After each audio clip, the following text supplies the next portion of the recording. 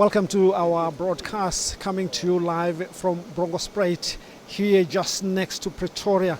We are in a factory here where the Employment and Labour Department are here to inspect as to what is happening. Two things that they want to find out here. They are here to find out if the company complies with the labor laws in terms of how the employees are treated, registered, and how they work here. And secondly, if the people that are working here have got proper documentation that are required for them to be employees here in South Africa.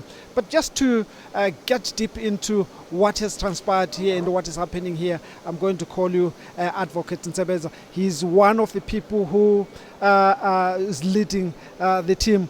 So far, Advocate, welcome to our broadcast. Thank you so much, and greetings to you and your viewers and listeners. You have been here, and what have you found? We have found non-compliance with employment law in that in terms of the compensation fund legislation, there are 4 employees that were injured, that their fingers were amputated, but those employees' injuries were not reported to the department. And in terms of the law, they should have been reported to the department. And when we ask the record in terms of the injuries or any disease that an employee could have suffered from whilst being in employment, we do not have that record, nor do we have any proof that there's a registration with the compensation fund and the declarations of earnings, that the return of earnings, that were submitted annually. That has not happened. The same way that we did not have proof that there's compliance with unemployment insurance legislation in terms of registration, in terms of declarations on monthly basis, and in terms of payments of contributions. But what worries more also is that the employees are not categorized in terms of the Basic Conditions of Employment Act. You have packers, you have machine operators, you have cleaners, you have other categories including drivers who are just known as general workers, all of them, and they are not paid accordingly in terms of different categories. Nor do they reflect in terms of how much is their basic payment, so that we can determine compliance with the national minimum wage, because that their payment includes the stock payment and also the overtime, which is not clearly reflected. So all those areas, we found the employer not to be compliant. We're also told that the machine operators, they eat while operating the machine, which is very dangerous to do that, because they must have a meal interval, and the law says at least an employee must have a meal interval of an hour, which may be reduced to not less than 30 minutes, and that is not happening here. Instead, they are paid for not taking their meal intervals, and that is very wrong in terms of the law. And the last part is that there are 3 employees, that 2 of them are Chinese nationals.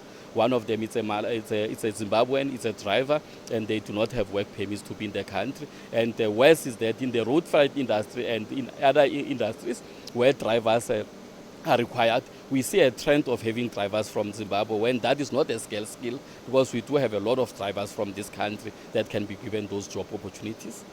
I understand we've had a number of raids recently. How wide is this problem of finding undocumented nationals working, and which countries come top in that list? It is very wide. It is very wide, but in terms of which countries come top is a matter of a particular sector.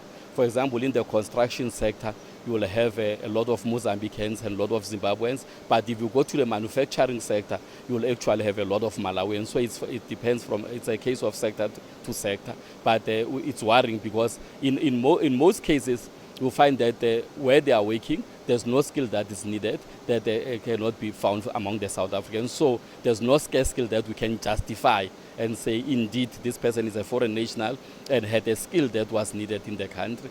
That is not the case.